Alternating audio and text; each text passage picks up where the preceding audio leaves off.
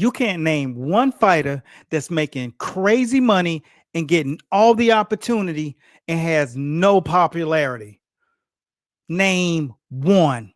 But I bet you can name one fighter that's making crazy money and ain't that good in the boxing ring. He's just not the one you want to watch. But he got one thing right, and it's not like waking up. Just like what we did with Shane. We opened his eyes and he started really honing in more on it. Now he's showing up in, arenas and being on these interviews and he's getting that lane. Now, Yeah, he's got a big fight coming up too, I think. yeah, he wants to fight. He's calling out 𝗪𝗪𝗪𝗪𝗪, but you gotta That's a, yeah, if you get the juice is gonna get you all the fights. You name me a fighter that's making millions of dollars and getting crazy opportunity and is not popular. Answer that right now. Name one fighter that's making millions of dollars and has no popularity. well, I just saw it was one of those little shorts from YouTube Mm-hmm. last night. It was Claressa Shields talking about Jake Paul and the things she learned from Jake Paul. He said something that stuck with me long for it. He said something, and I haven't told him this. I'm going to go ahead and tell him. Okay, tell him. That man said the reason he's able to come from YouTube and make all this money is because he had 1 million subscribers on YouTube. Yeah. Do you know how all the hard work I put in it, and then you gonna tell me that all I have to do was go to YouTube? Like, no. And then all my YouTube fans would follow me to boxing? No. And they would fill up these arenas to come see me. It was like he basically gave you a shortcut, but he's making money off of it. And that's something right now that women's boxing is fighting for. It's like equal pay, equal rights, equal money, equal fight time. Mm-hmm. And I'm like, okay, bruh, I'm at 90,000 subscribers now. He told her, he's like, the key to the success was the fact that he was a YouTuber with freaking whatever 10 million subscribers. Yeah. That's what that those subscribers, that following followed him to boxing. It wasn't his skills. And she's like, she looked at her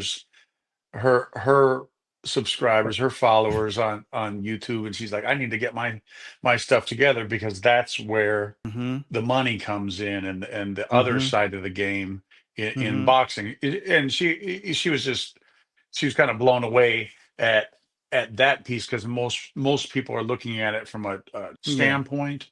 Yeah. They're looking at it from the skills pay the bills and this and that. But Mm. now in today's you have to have eyes on, and people have to see you first. Does it bother you sometimes being a professional boxer when you see people who are social media stars starting to get into boxing? It doesn't bother me, no, because that's their lane, I'm a 15-time world champion. I can be mad at Jake Paul for getting his coins, but he do piss us all off with some of the opponents that he picked. Picking a fight against Mike Tyson just really grinded my gears. It really did. Knocking out basketball players grind my gears. It gets on my nerves. But hey, he's doing his big one, so congrats to him. You have to have the social media presence in Mm-hmm. order to make this game work at whatever level, whether it be athlete or Mm-hmm. coach. So Jake Paul calls Claressa Shields a loser. Claressa Shields is nothing but a winner who actually fought real people in her weight class, in her own age, in her own sport, and then goes over to MMA and tries to win a world title. That's not a loser. That's a winner. Okay. When are you going to start fighting somebody your own fucking age, your own weight, that actually fights in your own fucking sport that you're claiming you're in? Shut the fuck up, you goofball. Dude, for you to call Claressa Shields a loser is fucking unbelievable. Yeah, and the reality is Eddie Hearns cannot see a guy with 10 million followers. And so he got to favor that person over Shakur Stevenson. He can't choose a guy with no formula to get eyes on them. He can't not see that. These individuals have been groomed in such a way that if you build a following of 10 million people, which once you start growing, it's just a matter of time before that happens when you get to your first 100,000 people, which is really, that tells a promoter you're serious. 100,000 followers, that's real. And they know then it's just only the sky's the limit. So the goal is get up to that 100,000. And if you really are in boxing, you can get 100,000 followers within a calendar season, literally. You just have to know the strategy and to do that. And then it's just a matter of showing up at events and keeping people enthralled. But they are buying into you.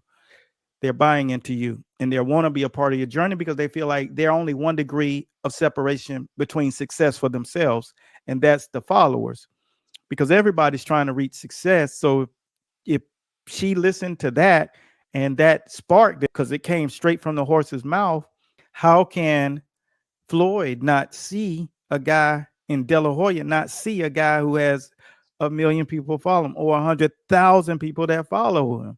He has the recipe to grow, and it takes that pressure off of them. And then they don't have to spend that money trying to build a guy who they don't even know knows how to connect with an audience. Yeah. So it's only understanding how to succeed after you finish your boxing career.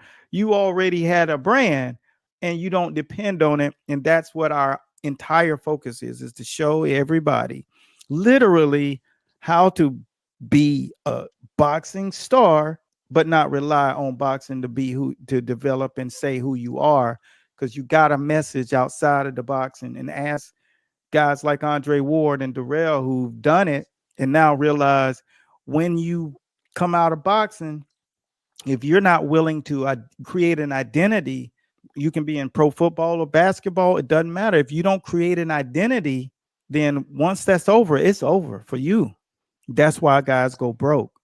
And now you're somebody like Jake Paul. It's venture after venture after venture after venture, whether he boxes or not. So enjoy the best of both worlds and learn how to do that. And you see that with that young 𝗪𝗪𝗪𝗪. He's like, Oh yeah, he's I use him as an example. He's just a teenager. He's got over 100,000 followers, and he's popping. So it's it can be done at all levels. It can be done at all levels. It doesn't matter who Yeah. you are. You just have to be proactive and follow the right process. It's because there is a method to it. And like you said in the beginning, if you don't have somebody like that coach in New York, if you don't have somebody guiding you through it, you're just spinning your wheels a lot of the times. And Yeah. you may have this or that, but you don't have a vehicle to get eyes on it. And it doesn't happen overnight, but it happens. Yeah. You It just have starts happening to stick with it instantly. and follow the process. Yeah, it starts happening instantly. Your growth, when you understand the process, is be valuable to the people who are watching you, because they know immediately if you're valuable or if you're about you. That's why I say you can't be putting out look at me content. Don't make it about Yeah. you. Make it about the journey, the things that people actually are all going through, in life. How do you overcome it? Because you're hurdling over things. Share that kind of thing with people, and it makes your story more relevant. More journalists will want to take part in interviewing you, and more people will want to take part in you, and it just won't be in one lane. But having boxing is a huge thing. You can't name one fighter that's making crazy money and getting all the opportunity and has no popularity. But I bet you can name one fighter that's making crazy money and ain't that good in the boxing ring. Name one.